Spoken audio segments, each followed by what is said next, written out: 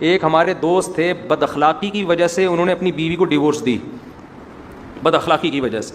مجھ سے مشورہ نہیں لیا انہوں نے. اچھا بیوی ان کی بڑی خوبصورت تھی لیکن بات تمیز سے کرتی نہیں تھی, ڈیورس دے دی انہوں نے, دی بھی کھٹی 3 طلاقیں. اچھا وہ تھے بھی اہل حدیث مگر حنفی ہو گئے تھے بیان میرے سن کے. اب 3 طلاقیں دی, انہوں نے کہا میں تو فتویٰ نہیں لے کر آؤں گا. بیوی ان کی اہل حدیث تھی تو اگرچہ وہ تھا لیکن انہوں نے کہا یار جب میں اب نہیں وہ اس فتوے کو فالو کروں گا. دیندار آدمی تھے.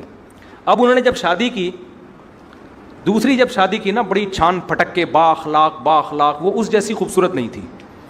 تو مجھے اپنا غم دکھڑا ہر آدمی آ کے سناتا ہے ادھر ادھر تو نہیں سناتا لیکن مجھ سے لوگ اپنے دکھڑے شیئر کرتے ہیں. مجھے کہتے ہیں یار میرا دل ہی نہیں چاہ رہا اس کے ساتھ بیٹھنے کا, مجھے تو وہ پرانی یاد آ رہی ہے.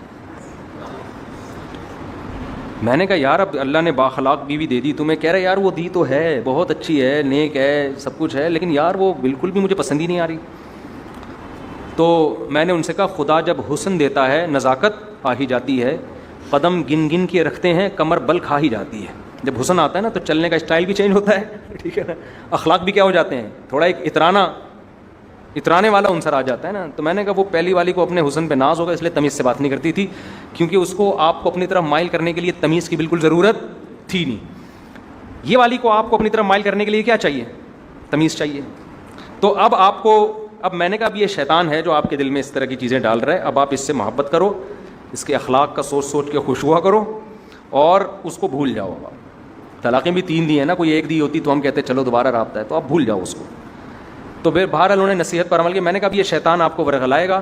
تو خیر انہوں نے اللہ کا شکر ہے وفا کی, اب اسی بیوی کے ساتھ کئی سال ہو گئے, محبت سے رہ رہے ہیں.